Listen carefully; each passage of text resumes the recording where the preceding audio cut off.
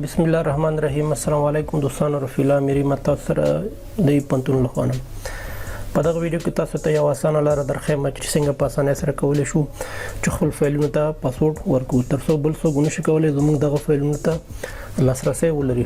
فرق نه کوي دوستانو چې هر فایل مثال تاسو کولی شئ عکس ته پاسورډ ورکړئ، ویډیوګانو ته پاسورډ ورکړئ یا فایلونو ته تاسو پاسورډ ورکړئ.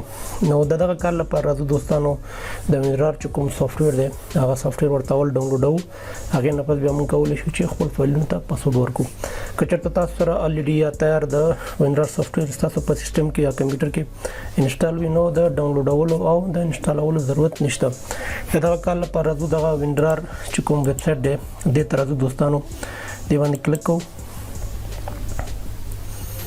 بیا راځو دلته ډاونلوډ وینرار باندې کلیک کوو. لږ ورته انتظار وباسو تر څو فایل هم ډاونلوډ شي. سټارټ ډاونلوډ باندې کلیک کوو.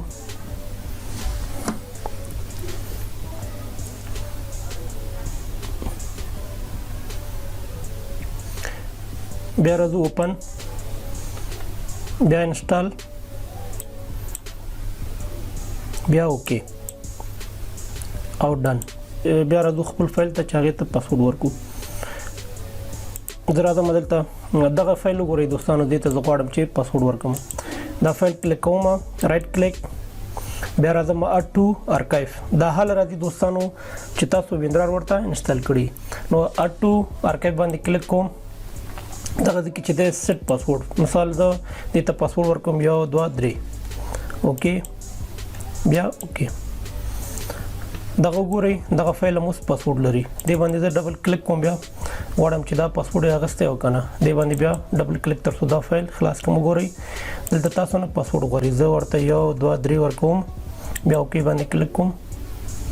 دغه فایل وګورئ پاسورډ پروټیکټډ و. دا دوستان چې څنګه تاسو کولی شئ خپل فایلونو ته پاسورډ ورکړئ.